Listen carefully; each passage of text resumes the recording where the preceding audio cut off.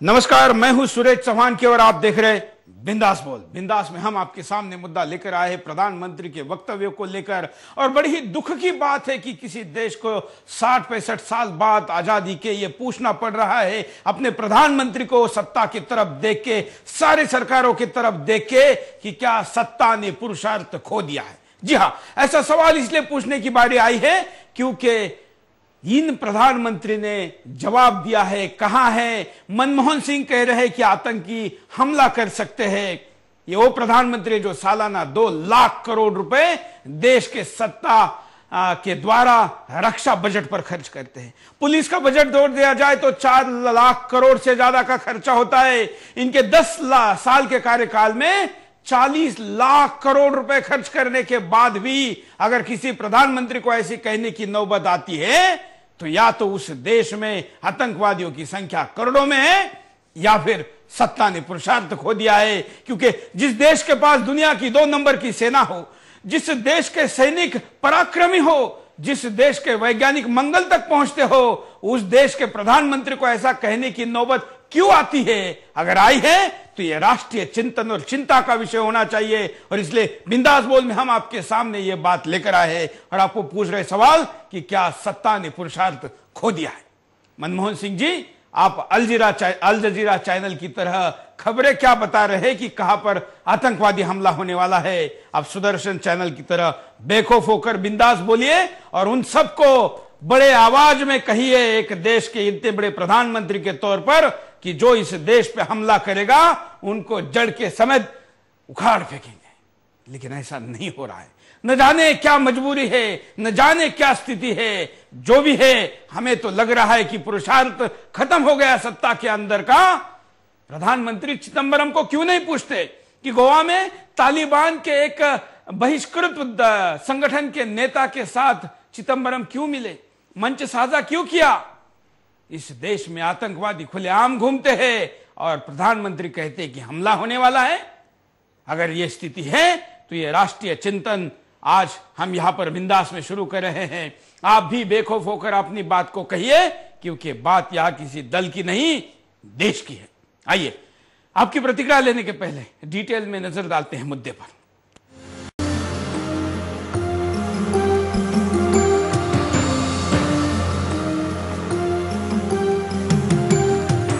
कौटिल्य ने बहुत पहले लिखा था कि सत्ता में वो शक्ति है जो इस दुनिया से लेकर दूसरी दुनिया तक दोनों को नियंत्रित करती है। उपनिषद में भी कहा गया है कि सत्ता शक्ति ज्ञान से श्रेष्ठ है। महाभारत में श्री कृष्ण ने पांडवों की विजय के लिए अति आवश्यक हुआ अनुचित उपाय का सहारा भी लिया। कृष्ण का तर्क था, यदि शत्रु बलवान हो तो छल न्यायोचित है। पूर्व राष्ट्रपति एपीजे अब्दुल कलाम ने 2000 साल पहले लिखी गई तिरुकुरल में लिखी हुई कुछ पंक्तियां बताई थी, जिसमें कहा गया था कि किसी देश की सत्ता सद्भावनापूर्ण जीवन तभी दे सकती है जब उस राष्ट्र की सुरक्षा व्यवस्था नागरिकों के प्रति ताकतवर और मजबूत हो। रामायण में भी लिखा है कि पुरुषार्थ से गई सत्ता राष्ट्र को शक्तिशाली बना सकती है। ये बातें आपको बताना इसलिए भी आवश्यक है क्योंकि हमारे देश के प्रधानमंत्री मनमोहन सिंह का कहना है कि 2014 के लोकसभा चुनाव और वर्तमान विधानसभा चुनाव में आतंकवादी संगठन बाधा उत्पन्न करने के प्रयास कर रहे हैं। सुरक्षा बलों को सतर्क और इस तरह की परिस्थिति से निपटने के लिए तैयार रहने की जरूरत है। प्रधानमंत्री के इस बयान से सवाल खड़ा होता है कि आदिकाल से लेकर वर्तमान तक जिस विश्व शक्ति राष्ट्र की हम बात करते हैं, क्या ये हमारे लिए शर्मनाक नहीं है? प्रधानमंत्री ये भी कहते नहीं चूकते कि अंतर्राष्ट्रीय सीमा और नियंत्रण रेखा पर लगातार युद्ध विराम का उल्लंघन हो रहा है। ऐसे में सवाल यहाँ भी खड़ा होता है, तो फिर मनमोहन सिंह नवाज शरीफ से अमेरिका में किस लिए हाथ मिलाने गए थे? अमेरिका के पैसों से पलने वाला पाकिस्तान अगर हमें आंखें दिखा रहा है तो सवाल उठना लाजमी है कि क्या सत्ता ने पुरुषार्थ खो दिया है? जिस देश की शक्ति से चाइना और अमेरिका जैसे परमाणु सत्ता संपन्न देश सहमे हुए हैं, उसके प्रधानमंत्री आतंकी हमला होने का रोना रो रहे हैं। चाइना फॉरेन अफेयर्स यूनिवर्सिटी के रणनीतिक एवं संघर्ष प्रबंधन केंद्र के निदेशक सु हाओ ने हाल ही में कहा था कि अग्नि 5 का परीक्षण ये दर्शाता है कि भारत विश्व शक्ति बनने की अपनी महत्वाकांक्षा को पूरा करने की दिशा में ठोस कदम उठा रहा है। अमेरिका में एशियाई मामलों के सहायक विदेश मंत्री ब्लैक ने कहा कि भारत के पास विश्व शक्ति बनने के लिए पर्याप्त संस्थागत क्षमता है। आज एक और हमारा देश इसरो के अंतरिक्ष कार्यक्रम के तहत उपग्रहयान मंगल ग्रह पर भेज रहा है और हमारे नागरिक गौरवान्वित होकर अपना सीना चौड़ा करके पूरी दुनिया में डंका पीट रहे हैं। तो वहीं दूसरी ओर हमारे प्रधानमंत्री मनमोहन सिंह कह रहे हैं कि अगले साल लोकसभा चुनाव में आतंकी हमला हो सकता है, हमें सतर्क रहने की जरूरत है। तो ऐसे में सवाल खड़ा होता है कि क्या सत्ता ने पुरुषार्थ खो दिया है?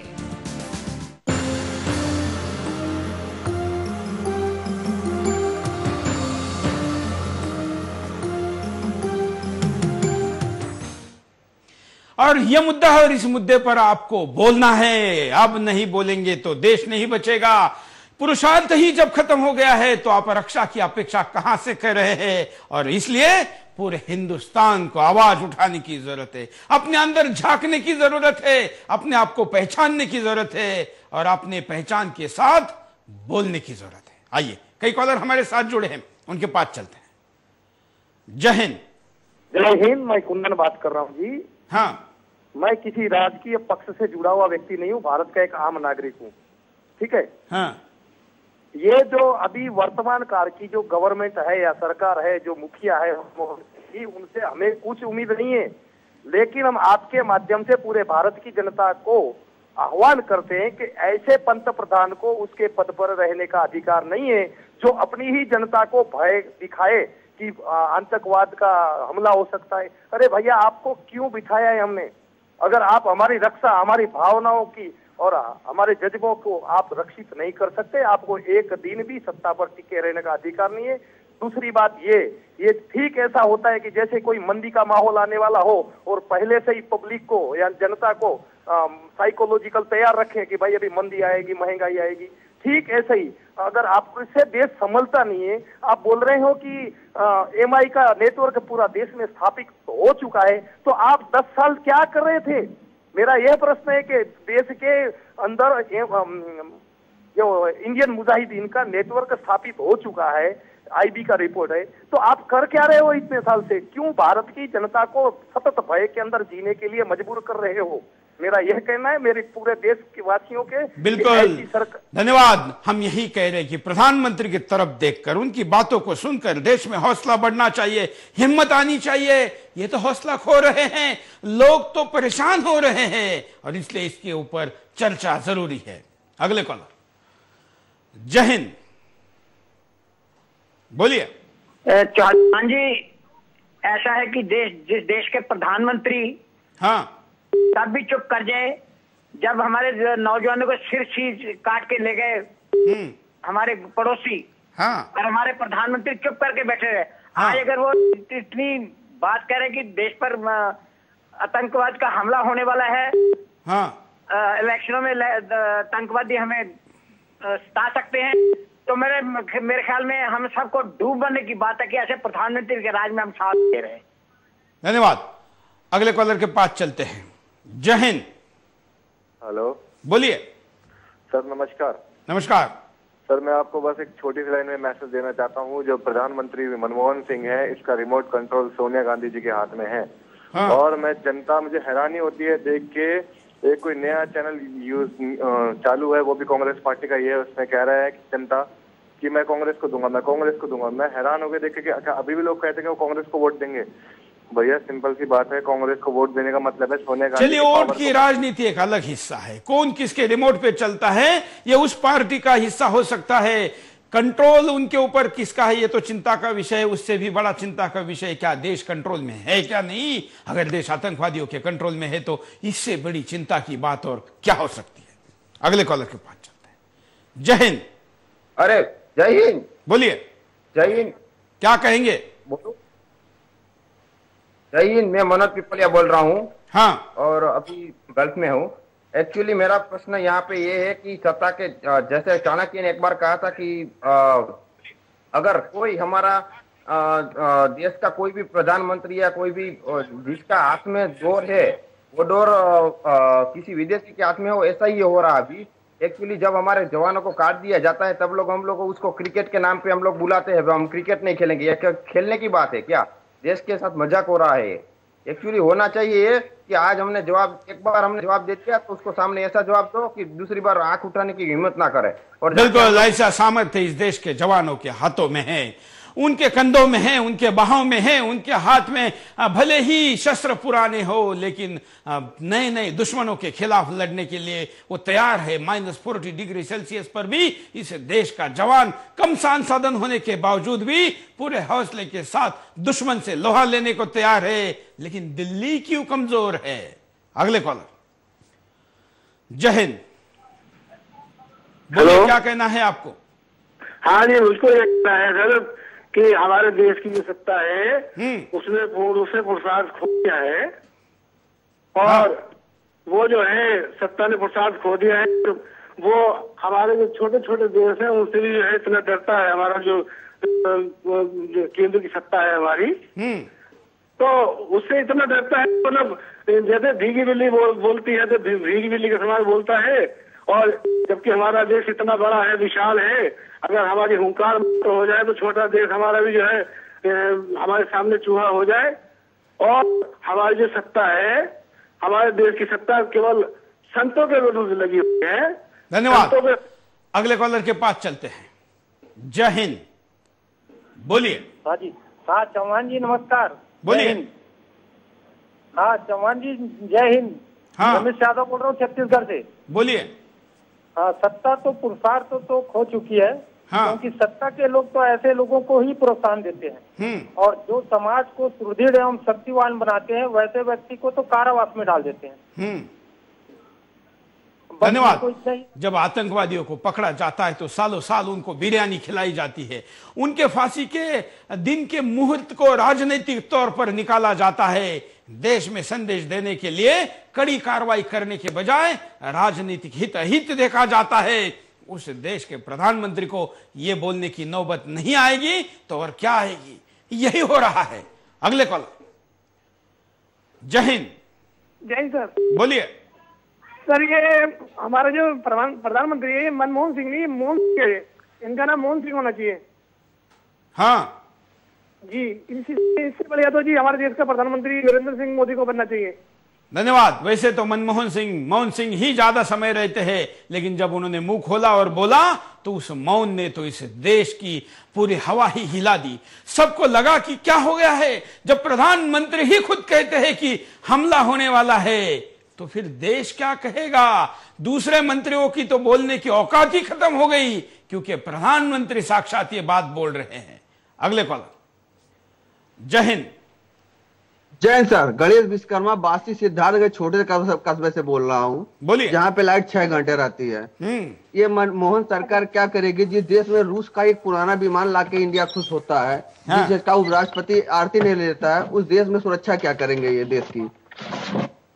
धन्यवाद। ये हमारी विदेश नीति है, हमारी रक्षा नीति है। अभी भी हम 65 सालों बाद दुनिया की अत्याधुनिक चीजें बनाने में तो कामयाब हुए हैं, लेकिन हम रक्षा की चीजें क्यों नहीं बना सकते?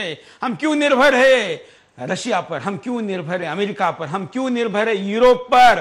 क्या दलाली खाने के लिए हमारे यहाँ के सत्ता को विदेशी ही साहित्य और सैन्य की चीजें चाहिए? ये सवाल जब देश पूछता है तो सत्ता के पास इसका जवाब क्यों नहीं है, भले सत्ता किसी की भी रही हो।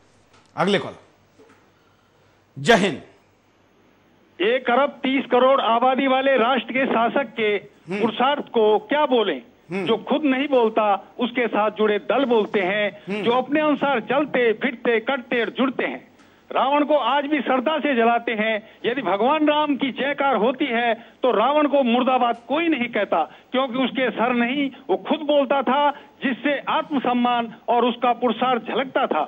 पंत प्रधान की सबसे बड़ी उपलब्धि आकाश, पृथ्वी, पाताल, तेल, रेल में घपले घोटाले, कोयला घोटाला, प्रधान कार्यालय तक बढ़ जाना, कानून मंत्री द्वारा कोयले घोटाले की प्राथमिक रिपोर्ट की आत्मा से छेड़खानी, फाइलों के साथ गुम होने जैसी बचकानी हरकत हो जाना, सीमा से लगे देशों का सीमा पर उत्पात सैनिकों का सर काट कर आंख दिखाना, किसानों का फंदा डालकर झूल जाना, महंगाई का सर पर चढ़ जाना, गरीब जनता के लिए अधिकारों की झड़ी लगाना, जो न्यायालय में काले कोट से डरता हो, चिकित्सालय में सफेद पोस्ट से डरता हो, चौराहे पे खड़े पहरेदार थानेदार में थाने में बैठे थानेदार से डरता हो। दिशा हिंसा से जूझते देश के जवाबदेही से मुक्त और सीबीआई से युक्त शासक के पुरुषार्थ को क्या कहेंगे, जिसने अपना पूरा कार्यकाल एक बच्चे को जवान करने में बिताया हो और जीवन का बचा समय उसी की सेवा में रहने का संकल्प जताया हो। इस पुरुषार्थ को क्या कहेंगे, क्या नाम दें, क्या कहेंगे, क्या नाम दें। नमस्कार, धन्यवाद। जय हिंद। ये पिछले कई बिंदास बोल में से एक सबसे अच्छा कॉल मैं कहूंगा। ये एक पूर्व सैनिक है और ये अपनी बात को कितनी व्यथा के साथ, कितने अच्छे शब्दों के साथ कह रहे हैं। मैं दावा करता हूं कि इनके एक भी वाक्य तो छोड़िए, एक शब्द का भी जवाब प्रधानमंत्री के पास नहीं है। ये दुर्भाग्यपूर्ण है लेकिन सच है। अगले कॉल। जय हिंद। अब तो प्रधानमंत्री को ये पता है कि हमला जो होने वाला है और इस वक्त कुछ नहीं कर, तो क्या करके आप इस्तीफा दे दे, रिजाइन दे दे। बिल्कुल। और केवल रिजाइन दे के बात नहीं बनेगी। 40 लाख करोड़ जो आपने रक्षा पे खर्चा किया उसका हिसाब देना पड़ेगा, क्योंकि ये इस देश का पैसा है। आखिर आतंकी है कितनी संख्या में? हजारों में है, लाखों में है या करोड़ों में है? 40 लाख खर्च करने के बाद तो करोड़ों की संख्या में भी आतंकी होंगे, तो उनको नेस्त नाबूद किया जा सकता है। और पैसे से भी बड़ा नीति और हौसला चाहिए, लेकिन हमारे पास दोनों की कमी है। अगले कॉल। जय हिंद। बोलिए।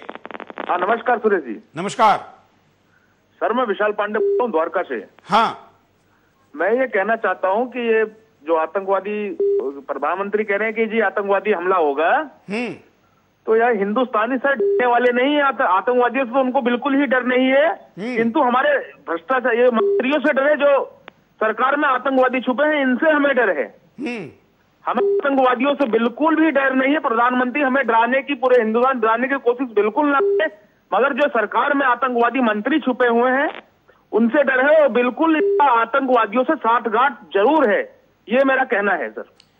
आखिर इस सवाल का भी जवाब प्रधानमंत्री को देना पड़ेगा कि लोग ऐसा क्यों कह रहे हैं। लोगों को क्यों लग रहा है कि यह आतंकवादी हमला पहले से होने की बात इसलिए भी फैलाई जा रही है कि उस हमले में किसी एक व्यक्ति को निशाना बनाकर राजनैतिक कुछ पासा पलटा जाए। ये देश में कानाफूसी क्यों हो रही है, सोशल मीडिया पर खुलेआम लिखा क्यों जा रहा है, और इस विषय पर कोई चर्चा प्रतिक्रिया क्यों नहीं है। अगले कॉल। जय हिंद। जी सुरेश जी बोलिए। जय हिंद। हाँ जी सुरेश जी जय हिंद। बोलिए। जय भवानी। सुरेश जी, जी सुरेश जी जय भवानी। धन्यवाद। अगले कॉलर के पास चलते। हम कहते हैं कि कम टाइम मिलता है, जल्दी से अपनी बात को कहिए। जय हिंद। बोलिए। हाँ हेलो सर, नमस्कार। हाँ हाँ जी सर बोलिए। हाँ, मैं राजस्थान से बोल रहा हूँ, प्रकाश चंद्र चौधरी मसूदा से। हाँ सर, ये सरकार जो गायों के बारे में बोलना चाहता हूँ मैं। ये सरकार, कांग्रेस सरकार गाय को जो सब्सिडी देती है काटने की, और यही सरकार बोलती है गायों को बचाओ। कौन सी सरकार है ये, कैसी सरकार है? बिल्कुल, हम गाय इन विषयों पर अलग कार्यक्रम भी करेंगे, लेकिन भाई साहब आप तो गाय को काटने वाले के खिलाफ बोलने की बात कर रहे हैं। आतंकवादी तो इंसानों के सर काट रहे हैं, देश के दुश्मन सैनिकों के सर काट रहे हैं, इंसानों के सर काटे जा रहे। वहां पर कुछ नहीं होता तो गाय के ऊपर तो पता नहीं कब होगा या नहीं होगा, उसके लिए कुछ और करना पड़ेगा। अगले कॉलर। जय हिंद। जय हिंद जी। बोलिए। हाँ जी, एक्चुअली मैं ये कहना चाहता हूँ कि सोनिया जी ने मनमोहन सिंह जी को प्राइम मिनिस्टर बनाया। हाँ। तो इसके लिए उनका ऑब्लिगेशन है सोनिया जी के प्रति। हाँ। तो इसलिए वो करप्शन और जो कुछ भी है वो अलाउ करते रहते हैं, क्योंकि उनका जो असली ऑब्लिगेशन है वो परिवार के प्रति। वो खुद तो एक राष्ट्रीय पार्टी से निकल के नहीं आए हैं। नहीं, लेकिन देश के प्रति भी तो कोई कर्तव्य होना चाहिए ना, उसका क्या हाल है वो भी सवाल बनता है, और ये देश प्रधानमंत्री को पूछेगा। हम यहाँ पर रुकते हैं एक छोटे से ब्रेक के लिए। ब्रेक के बाद दोबारा आएंगे बिंदास बोल चाहे। ब्रेक के बाद आपका एक बार फिर से स्वागत है। आप देख रहे हैं बिंदास बोल, और बिंदास में हम आपके सामने मुद्दा लेकर आए हैं कि आखिर हमारे पास इतनी बड़ी सेना क्यों है। 26 जनवरी को हम पथ पर क्यों इतना बड़ा प्रदर्शन करते, उस प्रदर्शन के बाद भी देश के प्रधानमंत्री को अगर आतंकवादियों के प्रति भय लगता है तो आखिर इतना सारा शस्त्र, इतने सारे सामर्थ्य किस लिए है? पुरुषार्थ पैदा करने के लिए क्या यह पर्याप्त नहीं है? और इसी पर बिंदास जारी है। कॉलर के पास चलते हैं। जय हिंद। हाँ बोलिए। जय हिंद सुरेश जी, जय हिंद। हाँ हेलो, हाँ जय हिंद सुरेश जी, मैं देवानंद सिंह बोल रहा हूँ यूनाइटेड किंगडम से। आज जो आपने मुद्दा उठाया है, ये बहुत ही अच्छा मुद्दा उठाया है जो कि हर एक नागरिक को जानना चाहिए। आज का मुद्दा आपका बिल्कुल परफेक्ट है फॉर द बिंदास बोल। मेरा ये कहना है कि जो देश के सत्ता के लोग जो है अपने पुरुषार्थ नहीं खो चुके हैं, ये लोग सब लोग अपनी वोट बैंक बचाने के चक्कर में न तो ये लोग पाकिस्तान के खिलाफ खुलकर कुछ बोल पाते हैं और न ही कुछ कह पा रहे हैं। और ये मुझे ऐसा लगता है कि जो इंदिरा गांधी ने जो गलती की थी वो एक बार आने वाले फ्यूचर में कभी और एक बार हो सकता है। और मैं मुलायम सिंह से क्वेश्चन करना चाहता हूं, जब भारतीय सेना के दो सर काट के पाकिस्तान की सेना ले जाती है तो उस पर चुप रहते हैं और कुछ दिनों बाद अपना स्टेटमेंट देते हैं कि पाकिस्तान जो है वो हमारा जो छोटा भाई है। तो मुझे मुलायम सिंह से बस यही पूछना है कि वो सिर्फ चाइना के विरोध में क्यों बोलते हैं, पाकिस्तान के विरोध में क्यों नहीं बोलते हैं? भाई मैंने तो कभी किसी के विरोध में बोलते हुए उन्हें देखा ही नहीं है। अगर देखा पहली बार तो आतंकवादियों के डर से कुछ बोलते हुए देखा है। अगले कॉलर। जय हिंद। जय हिंद। बोलिए। अरे सर, ये मैं पूछना चाहता हूँ, हर एक बंदा कहता है प्रधानमंत्री जी का रिमोट सोनिया जी के पास है, सोनिया जी के पास है, तो हमें ये भी तो ढूंढना पड़ेगा कि सोनिया जी का रिमोट कहाँ पर है। धन्यवाद। और हमने ये बात यहां पर केवल मनमोहन सिंह की नहीं की है। मनमोहन सिंह प्रतिनिधित्व करते हैं कैबिनेट का, सत्ता पक्ष का, सरकार का, इसलिए हम कह रहे कि क्या सत्ता ने पुरुषार्थ खोया है? केवल बात मनमोहन सिंह की नहीं है, पूरे सत्ता का पुरुषार्थ कहा है, यह हम पूछ रहे हैं। विपक्ष भी इसमें क्यों नहीं आ सकता अगर वो इस विषय पर चुप है? अगले कॉलर। जय हिंद। ये कहना चाह रहा हूँ कि जब 1989 में जब पहली बार आतंकवादी घुसे थे कश्मीर में, हाँ, उसे लेकर आज तक सर हमारे शहीद, देश के शहीद व देश के नागरिक इतने मारे गए जितने कि ये आतंकवादी पैदा नहीं हुए। अगर इनको मुंह तोड़ के जवाब दिया जाता है ना, तो आज सर हमारे को ये कहने की नौबत नहीं है कि हमारे देश में आतंकी हमला हो रहा है, जबकि हम ये कहते हैं याद है कि हमारा देश ऐसा देश है जहाँ पे कहीं भी आतंकी हमला नहीं हो रहा है। जी सर, यानी मैं ये कहना चाहूँ कि ना इन आतंकवादियों को उसी समय अगर मुंह तोड़ के जवाब दिया जाता है ना, तो आज हमें ये नौबत नहीं है। आज चलिए, लेकिन तब नहीं दिया तो आप तो दे सकते हैं ना। क्या चुप बैठने की जरूरत है? क्यों डरने की जरूरत है? क्यों खबरें बताने की जरूरत है? अगर मनमोहन सिंह ये कहते हैं कि इस देश में आतंकवादी हमला होने वाला था और हमले से जुड़े हुए 200 लोगों को हमने काट के मार गिराया, ये देश आपको सर पर उठा लेता। लेकिन न जाने जो भी 10, 20, 50 लोग हमला करने वाले हैं, उनके डर से आप इस देश को डरा रहे हो। इससे शर्मनाक बात और क्या हो सकती है? अगले कॉलर। जय हिंद। जी, वंदे मातरम। बोलिए। सुरेश भाई साहब जी, हमारे जो प्रधानमंत्री हैं पिछले चुनाव में जब एक किसी विशेष वर्ग का लिए हम बोलते हैं कि पहला जो संविधान है उसके लिए पहला हक उनका है, जो प्रधानमंत्री ये कह सकते हैं उनका सहयोगी पार्टी जो उत्तर प्रदेश में सरकार चला रही है, वो पार्टी हमारे इन आतंकवादियों को छोड़ रही है। आतंकवादियों को जिनको छोड़ रही है तो हमारे देश पे हमले नहीं होंगे तो क्या होगा सर? हमारे प्रधानमंत्री को सबसे पहले हमारी जो उनकी सहयोगी सरकार है जो आतंकवादियों को छोड़ रही है, उनको सबसे पहले तैयार करना चाहिए। और प्रधानमंत्री ये तभी बोलते हैं जब हमारे जो देश पे इतना खतरा आ रहा है, ये प्रधानमंत्री हमारा ऐसा कुछ संभाल नहीं सकते हैं और पहला हक एक विशेष वर्ग के लिए देते हैं, केवल एक वोट की राजनीति के लिए। सर, इतना ही कहना था। वंदे मातरम। बिल्कुल, स्क्रीन पर आप देखिए कि भारत की सैन्य शक्ति क्या है। यह आंकड़े आप देखिए, जो संख्या लाखों में है और यह संख्या भारत के सैन्य की है, विभिन्न प्रकार की सैन्य की, वायुसेना, जल सेना, स्थल सेना, अर्धसैनिक बल जो हमारे पास विभिन्न प्रकार के हैं, ये उनके सारे आंकड़े हैं। प्रधानमंत्री जी, ये आंकड़े दिखने के बाद आपका हौसला क्यों नहीं बढ़ा? ये आंकड़े दिखने के बाद तो हम अपने आप को सुरक्षित महसूस करते हैं, इतने पैसे खर्च होने के बाद तो हम अपने आप को सुरक्षित महसूस करते हैं। देश का हौसला बुलंद है, आपका हौसला कहा गया है। और यह सवाल बिंदास के द्वारा देश बेवकूफ होकर सत्ता को पूछ रहा है। अगले कॉल। जय हिंद, बोलिए। सुरेश जी नमस्कार। नमस्कार, मैं दिल्ली से हिमांशु बोल रहा हूँ। बोलिए हिमांशु जी।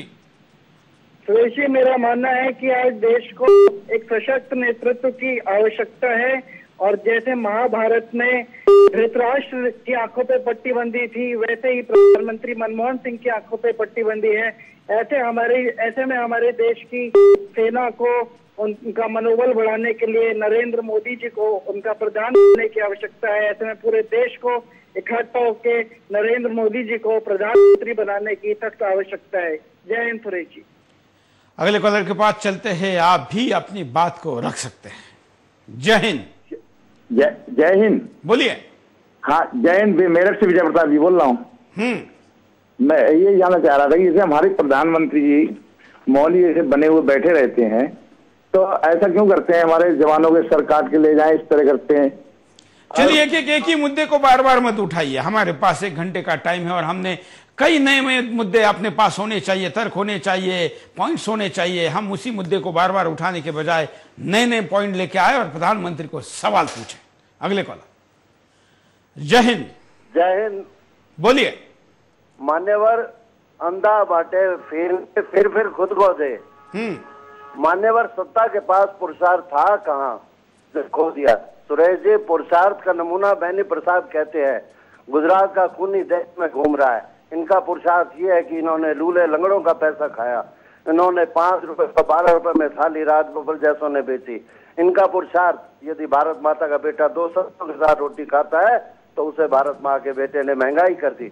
इनका पुरुषार्थ, ये बिजली के मीटरों में पैसा खा गए। इनका पुरुषार्थ, टीडीपी के सांसदों को धमकी देना कि तुम्हें दिल्ली नहीं रहने देंगे। इनका पुरुषार्थ, बलात्कारियों के परिवार के सदस्य को प्रत्याशी बनाना। इनका पुरुषार्थ, पटना बम ब्लास्ट को हंसी में उड़ाना। बिहार का बिहारियों के लिए असंवेदनशील है। इनका पुरुषार्थ, एक व्यक्ति विशेष को मेंढक, दानव, वह जमूरा नाम से पहचान देना। अंत में कहूंगा, अरे मेरे खैरात में आए हो लड्डुओं, अब तो शांत हो जाओ, शर्म करो। ये देश की आवाज है, पुकार है, और ये सीनियर सिटीजन है जिन्होंने इस बात को कहा है। इतने सालों बाद भी अगर उनको इस देश के सत्ता को ये सुनाने की नौबत आती है तो सत्ता के लिए भी आत्मचिंतन की जरूरत है। अगले कॉल। जय हिंद। सुरेश जी जय हिंद। बोलिए। जब किसी व्यक्ति को बिना तप और योग्यता के उपलब्धि, पद या सिद्धि मिल जाती है, तो हमारा इतिहास गवाह है कि वह उसका दुरुपयोग करता है। आज हमारे प्रधानमंत्री जी को भी यह पद बिना योग्यता के मिला है, इसलिए उनमें पुरुषार्थ ढूंढने के बजाय चाटुकारिता साफ झलकती है और देश का यह गरिमामय पद नपुंसक सा लगने लगा है। धन्यवाद। हम जानते हैं कि यह शब्द बड़े दुखी है, गलत है, असंवैधानिक है, लेकिन वो संविधान के आधार पर चलने वाली सत्ता जब पुरुषार्थ खो जाती है, खो देती है, खोया हुआ दिखाई देता है, महसूस होता है, एहसास होता है, साक्षात्कार होता है, तब तो शब्दों को रोका बड़ा मुश्किल हो जाता है।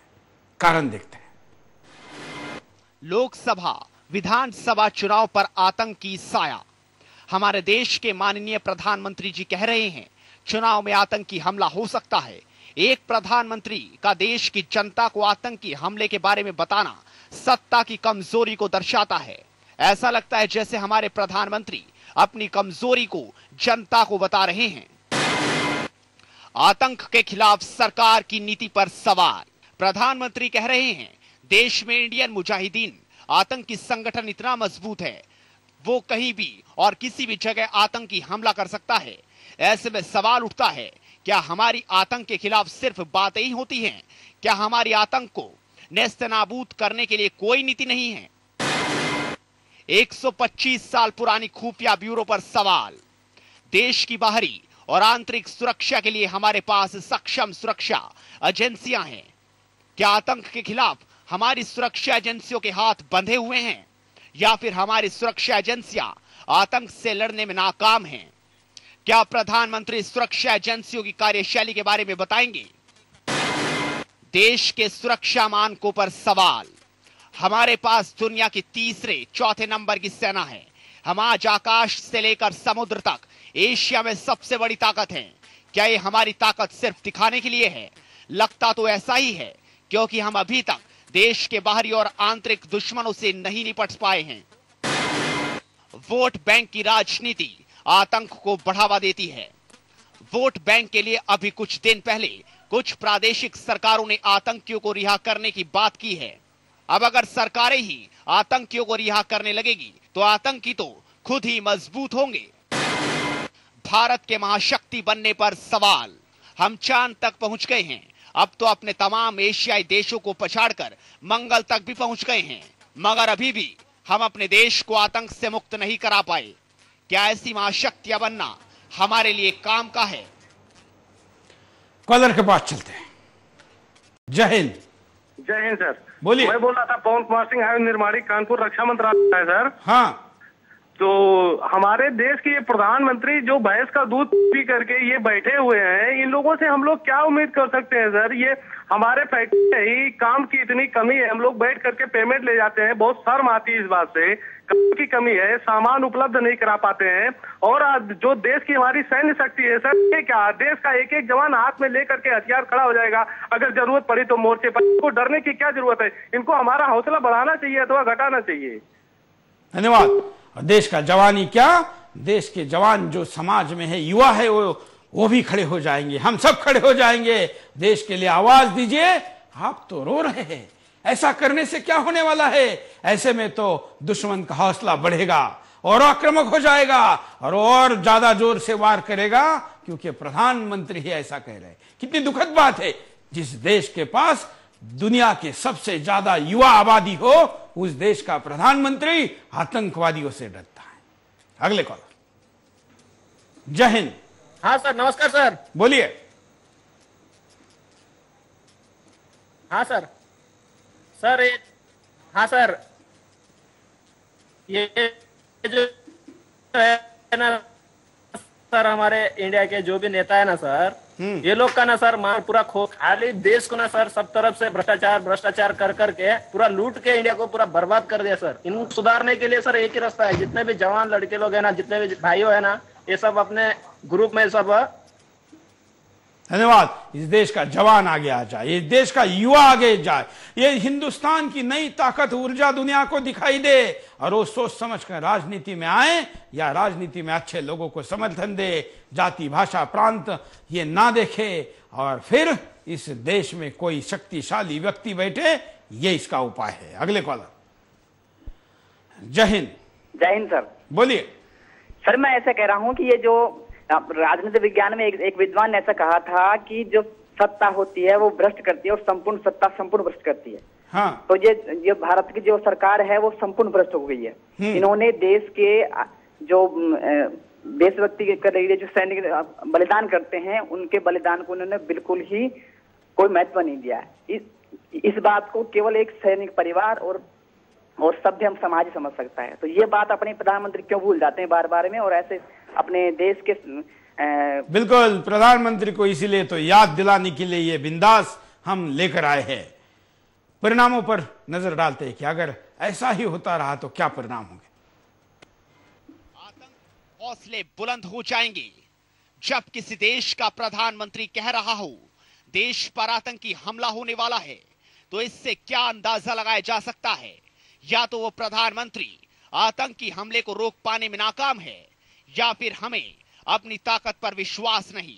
ऐसे में आतंकियों के हौसले बुलंद नहीं होंगे तो और क्या होगा?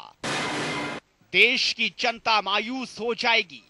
अगर देश का प्रधानमंत्री ही कहे देश में कहीं भी आतंकी हमला हो सकता है और कभी भी, तो ऐसे में जनता क्या सोचेगी? आप खुद ही अंदाजा लगा सकते हैं। देश में आतंकी हमले बढ़ जाएंगे। नरेंद्र मोदी की रैली में हुए आतंकी हमले ने हमारी सुरक्षा व्यवस्था की पोल खोल दी है। बिहार की रैली में हुए आतंकी हमले ने जिस तरह से हमारा पूरा सुरक्षा तंत्र नाकामयाब हो गया, वो सैकड़ों सवालों को जोर दे रहा है। वोट बैंक की राजनीति के लिए देश की सुरक्षा से खिलवाड़।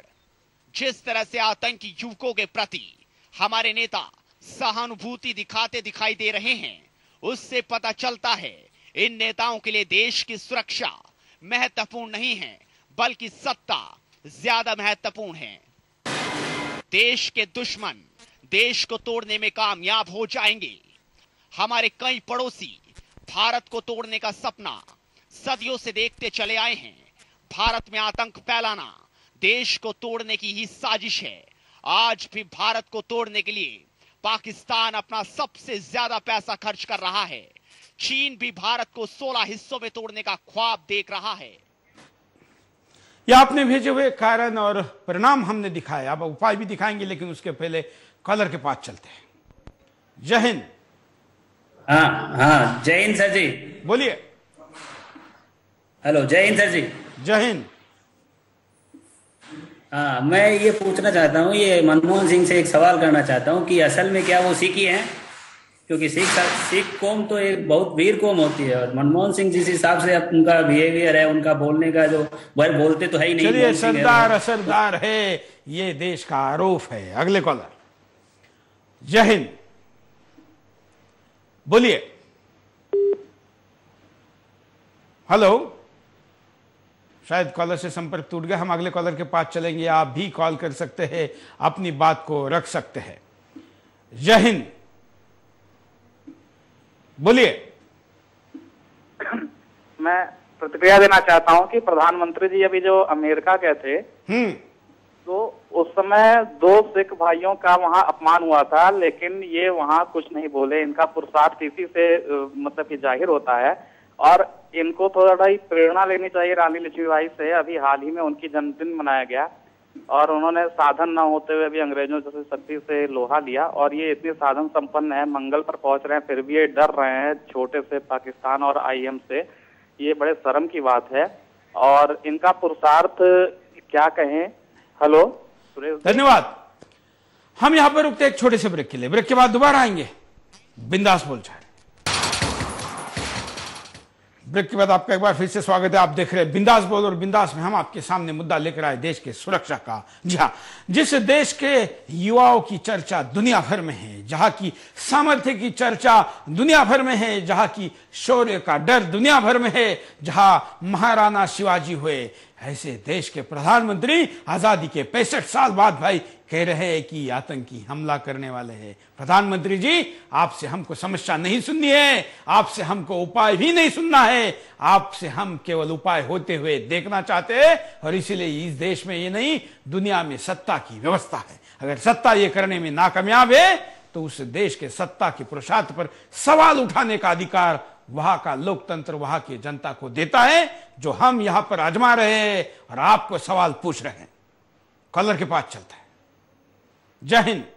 मैं बम्बई से बोल रहा हूँ। मैं ये बोलना चाहता हूँ कि हमारे यहाँ एक वो मशहूर है कहावत, बुजुर्ग कहा करते थे कि जिस गृहस्थी में औरत का राज होता है, वहाँ के मर्द नामर्द हो जाते हैं। इसी तरह हमारी गवर्नमेंट में औरत का राज है, तो जितने मिनिस्टर हैं सब कुछ सोचना भूल गए। इसीलिए देश का किसी को कुछ नहीं पड़ा हुआ है। चलिए, ऐसा नहीं कहना चाहिए, क्योंकि इस देश में ऐसी वीरंगनाएं रानियां हुई हैं जिन्होंने अपने शौर्य से दुश्मनों को दाते चलो ऐसी स्थिति पैदा की है। हमारे देश में महिलाओं की स्थिति को तो हम शक्ति के रूप में देखते हैं।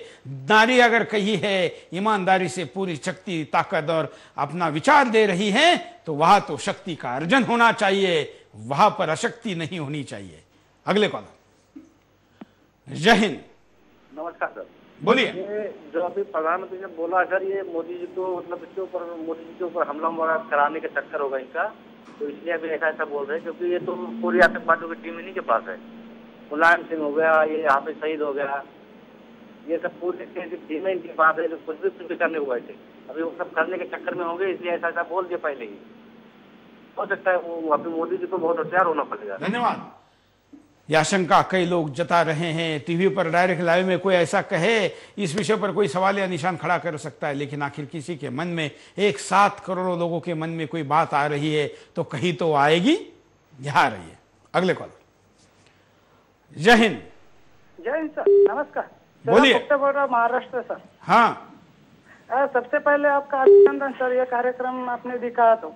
हाँ सर पहले तो बात, हमारी सत्ता जो है तो इसका पुरुषार्थ कम नहीं हुआ है, जो सत्ता पे बैठे वाले उनका पुरुषार्थ हुआ है। और दूसरी बात, यह कांग्रेस पक्ष जो है जात धर्म की नीति करती है, तोड़ो फोड़ो की नीति करती है, और इसी के हौसले से ये अगले चुनाव को हम भी जीत के आएंगे ऐसा उन्हें लगता है।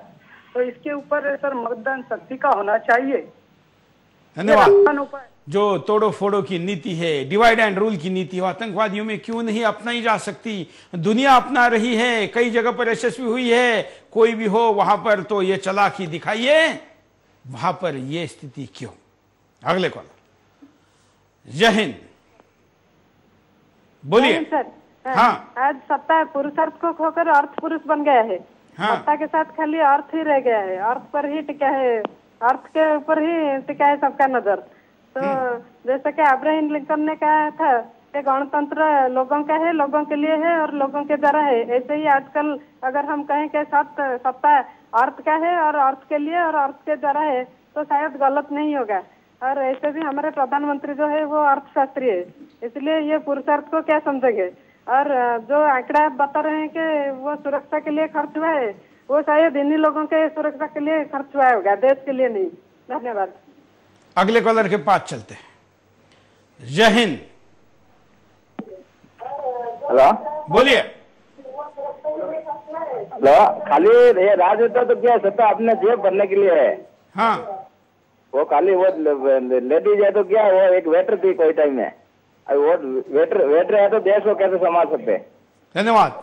देश की सत्ता अगर जेबें भरने के लिए है, तिजोरियां भरने के लिए है, भ्रष्टाचार करने के लिए है, यही धारणा अगर देश की जनता की सत्ता के प्रति रहेगी, वहां बैठने वाला ये मैटर कौन है, लेकिन देश की सत्ता के प्रति अगर देश की यह धारणा है तो सत्ता से वो न्याय की अपेक्षा, सुरक्षा की अपेक्षा क्या करेगा, और अगर वो नहीं करेगा तो किससे करेगा? अगले कॉलर। जय हिंद। हेलो, बोलिए।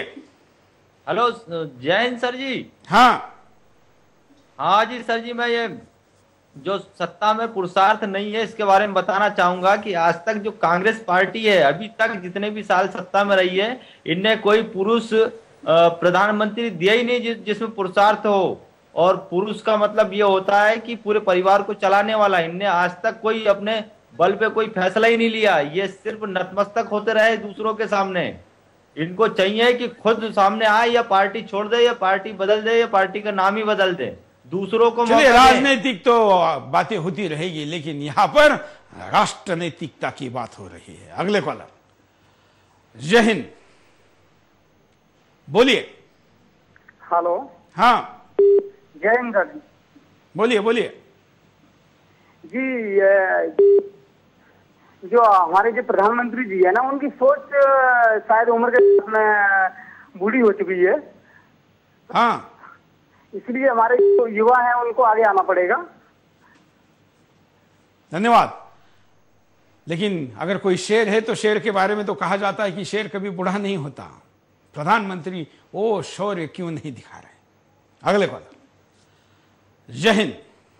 हेलो सर, मैं सचिन बोल रहा हूँ। हाँ, दिल्ली से। सर, मैं ये कहना चाहता हूँ कि प्रधानमंत्री इस तरीके का दुर्भाग्यपूर्ण बयान देते हैं कि देश पे हमला हो सकता है। तो इस तरीके से अगर वो बाई चांस दोबारा प्रधानमंत्री बन जाते हैं तो वो तो 2 साल बाद ये भी कह सकते हैं कि देश गुलाम होने वाला है।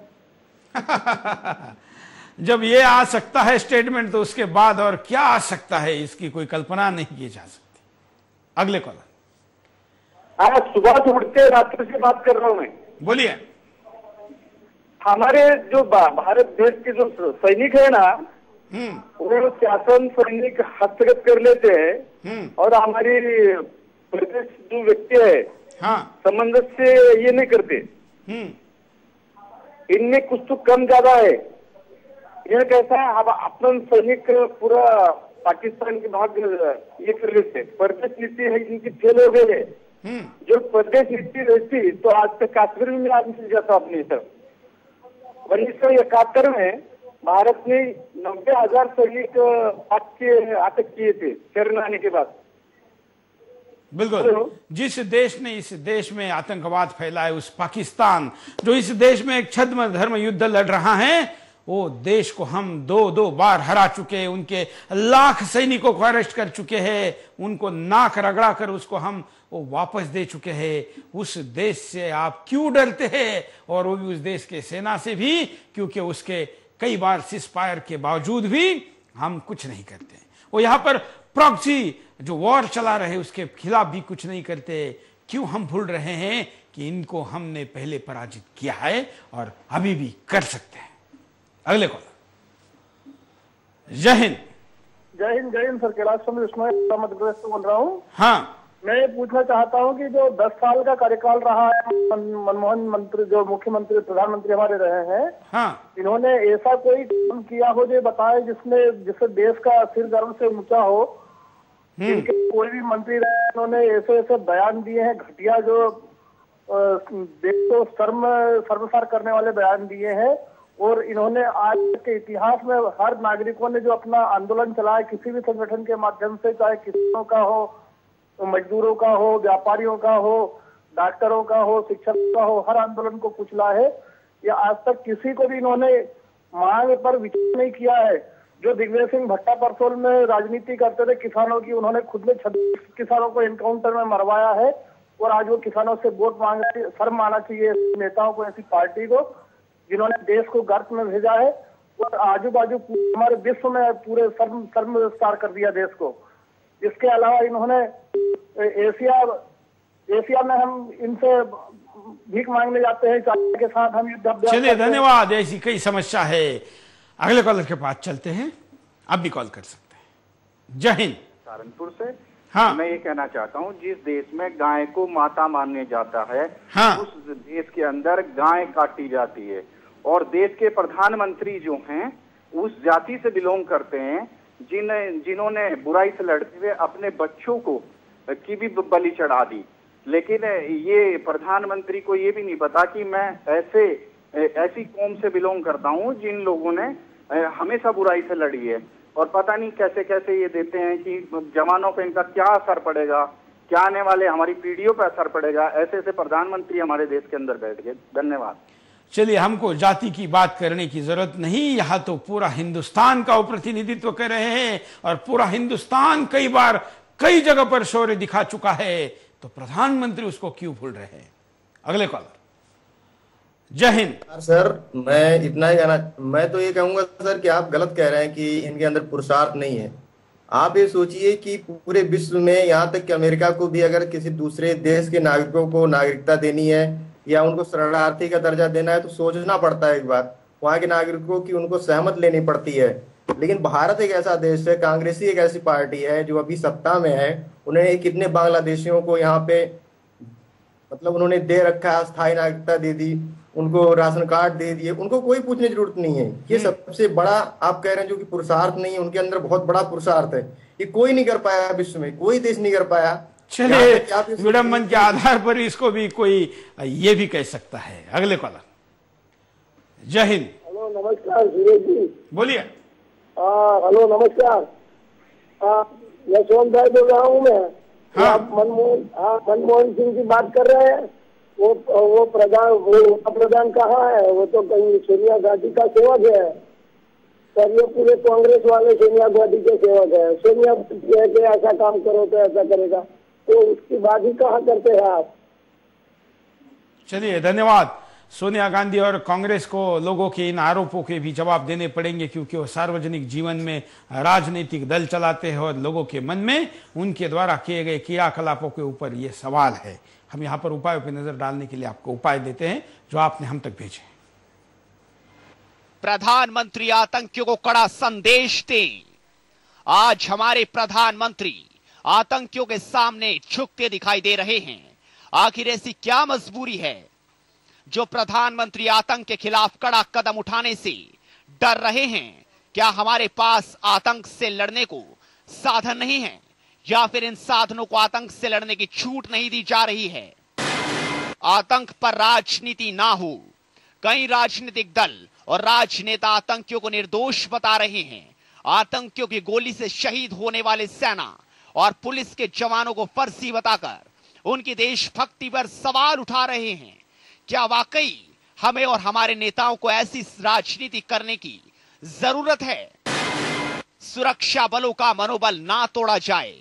आतंकियों की गोली से मरने वाले जांबाजों की शहादत पर उंगली उठाई जा रही है। क्या हमारी सुरक्षा बलों का इससे मनोबल कमजोर नहीं होगा? क्या वो आतंकियों से देश और देशवासियों की सुरक्षा इतनी ईमानदारी से कर पाएंगे? सुरक्षा बलों को आतंकी कार्रवाई में खुली छूट हो। आज हमारे सुरक्षाकर्मी आतंकियों को आतंकी हमला करने से नहीं रोक पा रहे हैं, क्योंकि उन्हें डर है अगर उन्होंने आतंकियों को मारा तो उन्हें फर्जी एनकाउंटर में जेल में डाल दिया जाएगा। क्या हमारे इन सुरक्षाकर्मियों का परिवार नहीं होता? क्या देश के प्रति इनकी जवाबदेही नहीं होती? हर जवाबदेही को हमारे सुरक्षाकर्मी जानते हैं, मगर जेल में जाने का डर उन्हें सताता रहता है। ऐसे में आप खुद ही अंदाजा लगा सकते हैं कि ऐसे हालात में कोई सुरक्षाकर्मी ईमानदारी से काम कर पाएगा? ये पूरा 1 घंटे का कार्यक्रम हमने आपके सामने लाया। हम केवल मनमोहन सिंह किस दल के हैं ये मुद्दा नहीं है। मनमोहन सिंह इस देश के प्रधानमंत्री हैं। उस पद पर बैठने के बाद तो दल मुद्दा नहीं रहता, लेकिन वहां बैठने के बाद वो जिस सरकार का प्रतिनिधित्व करते हैं, उस सरकार का, उन मंत्रिमंडल का, मंत्री समिति का पुरुषार्थ अगर नहीं दिखाई देता तो देश को चिंता करना स्वाभाविक है। इसी चिंता के आधार पर हमने आपके सामने आज का ये बिंदास बोल लाया। हम इसकी सीडी भी मनमोहन सिंह जी को भेजेंगे और बताएंगे कि पूरा हिंदुस्तान इस देश के सत्ता के साथ खड़ा होने को तैयार है। अगर आपके पास सैन्य बल कहीं कम पड़ रहा है तो ये देश आपके साथ खड़ा है। इस देश का जवान, इस देश का युवा, इस देश का आम आदमी हाथ में जो भी जरूरी है वो लेकर आतंकवादियों को सबक सिखाने के लिए आगे आ सकता है। तो आप क्यों डर रहे हैं? आप हमें यह मत बताइए कि हमला होने वाला है। आप हमें बताइए कि हमला होने वाला था और जो हमला करने वाले थे उनको हमने जड़ से मिटा दिया। देश यह सुनना चाहता है। आज के लिए इतना ही। जय हिंद।